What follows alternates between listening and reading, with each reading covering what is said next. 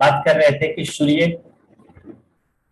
ग्रह जो गुरु के नक्षत्र में बैठा हुआ है और गुरु 1, 5, 7, 8, 11 को सिग्निफाई करते हैं।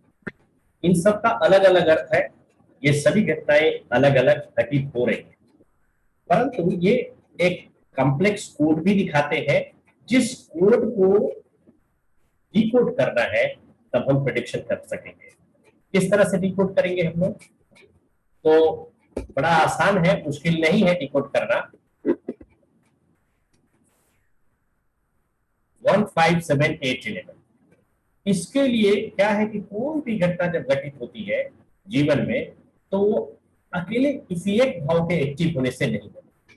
जैसे संतानोत्पत्ति की बात करते हैं तो ये संतानोत्पत्ति अकेले पंचम भाव का विषय वस्तु नहीं है। क्यों? संतान पंचम से देखी जाती है। संतान फैमिली में इंक्रीज करता है, फैमिली मेंबर बनता है तो दो है, और घर पे खुशियां होती है, हमारी रात पूरी होती है।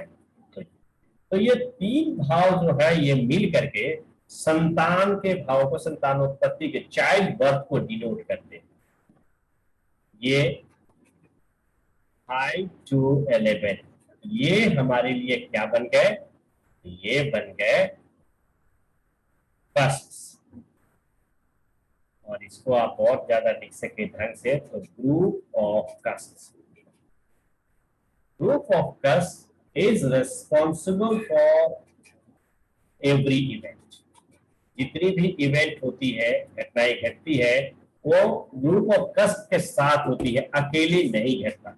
अष्टम भाव से कभी एक्सीडेंट नहीं होता, अष्टम भाव से कभी डेथ नहीं होती। कहते जरूर हम लोग कि डेथ का हाउस है, एक्सीडेंट का हाउस है, तो क्या ये अकेले ही अष्टम भाव एक्टिव होकर करा सकता है? नहीं। डेथ किसकी होनी, एक्सीडेंट किसकी होनी है? असेंडेंट। तो इन्वॉल्वमेंट 1 की, कमिटमेंट 8 की होनी चाहिए, या 8 की इन्वॉल्वमेंट, कमिटमेंट असेंडेंट की, तब जाकर के एक्सीडेंट और डेथ की घटनाएं घटती।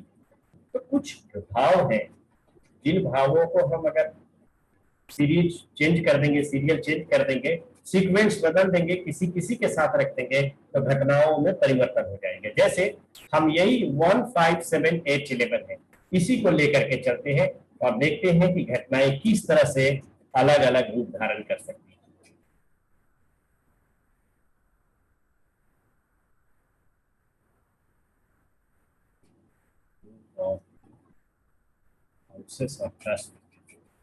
हमने लिया है 1, 5, 7, 8 एंड 11। अब देखिए, सबसे पहले हम लोग देखते हैं अगर 1 और 8 मिल जाए तो अभी हमने क्या देखा था? Accident and death. डेथ भी लिख सकते हैं, अकेले ये डेथ भी नहीं होगा, मैं डेथ का अलग से करूंगा। ठीक, 1 एंड 8 हो गया। 1 है, 7 है और 8 ये होगा, तब ये डेथ बताएगा।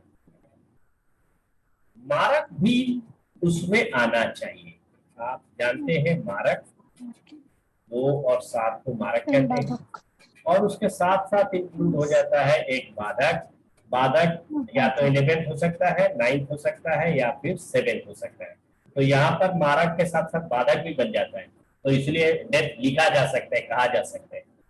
तो 1, 5, 7, 8 यही हमारे पास में भाव है। इन्हीं से घटनाएं कई प्रकार की बना सकते हैं, इसी को ग्रुपिंग ऑफ हाउसेस कहते हैं। अब हम थोड़ा सा चेंज कर देते हैं, 5, 7 और 11 कर देते हैं। तो अभी तक जो दुखद घटनाएं थी वो सुखद घटना बन गई। क्या सुखद घटना घट गई? This indicates marriage. ये विवाह को सूचित कर रहा है। 7th house is house of marriage. Love marriage निश्चित रूप से 5th हाउस है, तो लव मैरिज हो गया। और आगे बढ़ेगा हम लोग 1, अब इसमें 5 डाल दें और इसमें 8 डाल दें तो क्या हो जाएगा? अनसोशल एक्टिविटीज हो जाएगी। अनसोशल एक्टिविटीज कहने का मतलब जो घटनाएं निंदनीय है, जिसमें बेइज्जती होती है। तो इसी एक ही प्लेनेट सूर्य ने कुछ भावों को जागृत किए थे, सिग्निफिकेटर बना था सूर्य इन भावों का, और उसके इंटरप्रिटेशन अलग अलग हो गए। Accident, death, marriage, unsocial activities, ये सारी घटनाएं घटेंगी। ये किस आधार पर हुआ? यह इस आधार पर हुआ कि वो सिग्निफिकेटर बना स्टार लेवल पर। अभी जो बातें हमने कही वो बात इवेंट जरूर है, लेकिन वो शुभ और अशुभ यानी फेवरेबल और अनफेवरेबल डिसाइड नहीं किया गया है। That will be decided by सब। तो अगर हम सब लॉट को छोड़ देंगे तो हमारा प्रेडिक्शन पूरा नहीं हो पाएगा। उसके लिए सब लॉट को देखना जरूरी है। सब लॉट को कैसे देखिएगा?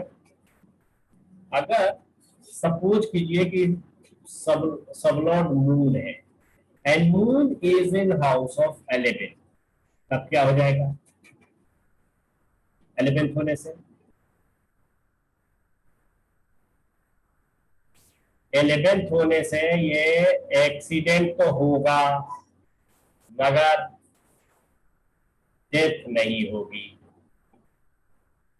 मैरिज तो होगी, ये अनसोशल एक्टिविटीज नहीं होगी, ये बदल जाएगा। क्या बदल जाएगा? ये अर्निंग में बदल जाएगा।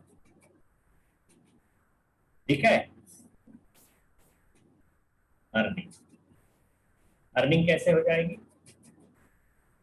फिफ्थ, 8th हाउस भी धन का भाव होता है, तो सोशल इंटरेक्शन होगा, अनएक्सपेक्टेड गेन होगा, शेयर से कमा ले, आर्टिस्टिक एक्टिविटीज से कमा ले।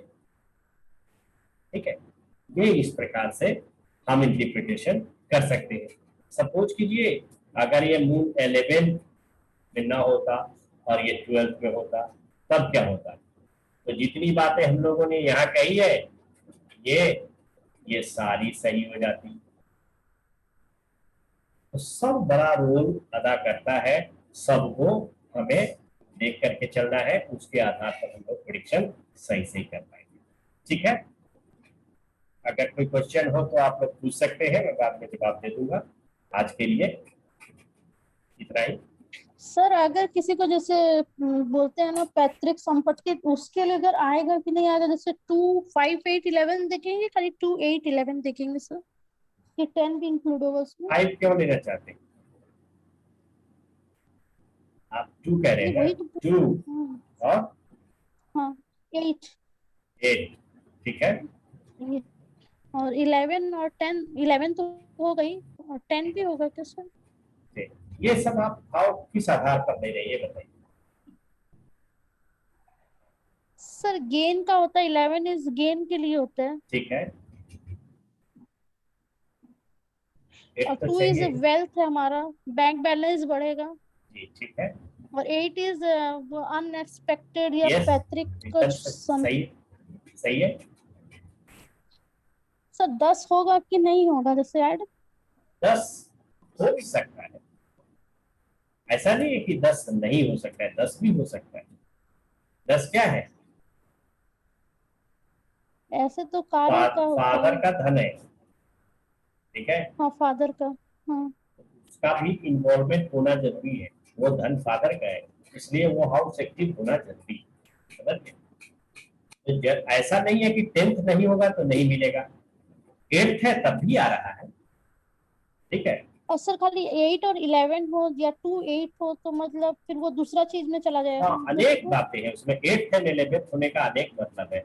ये हमारा कुछ पैसा जो डूबा होगा, ऐसा पैसा जैसे पीएफ का पैसा हो, वो हमारा सर इंश्योरेंस में इंश्योरेंस लगा। वगैरह का यस, जो होता है, हाँ इंश्योरेंस में इंश्योरेंस लगा का हुआ। 8 से ही होता हाँ है ना सर? हाँ बिल्कुल, टैक्स कलेक्शन वो भी इसी में से आता है। ठीक है, हम आज ग्रुपिंग ऑफ हाउसेस कर लिए हम लोग। अब नेक्स्ट में जब हम करेंगे तो फर्स्ट हाउस, सेकंड हाउस, सारे हाउसेस को देखते चलेंगे और लाइफ के सारे एस्पेक्ट्स को डील ओके। करते चलेंगे। ठीक है, और सर अगर 2, 11 हुआ तो इसका मतलब बैंक बैलेंस खाली इंक्रीज होगा, कोई रीजन नहीं कि कैसे, मतलब सडनली कोई भी कैसे होगा 2, 11 अगर हो तो? कोई भी घटना घटती है तो उसका प्लेनेट सोर्स बनता है। सोर्स विल इंडिकेट, कैसे, हाउ, ठीक है, वो प्लेनेट बताएंगे। ओके चलिए आज के लिए इतना ही। ओके अगर कोई क्वेश्चन हो ओके, तो आप थैंक यू बाद में सर। पूछ सकते हैं, समराइज करके ठीक है रखिएगा या सर। नोट पे पूछ सकते हैं, ठीक है। Okay, thank you sir. Okay, thank you sir. मिलते हैं फिर।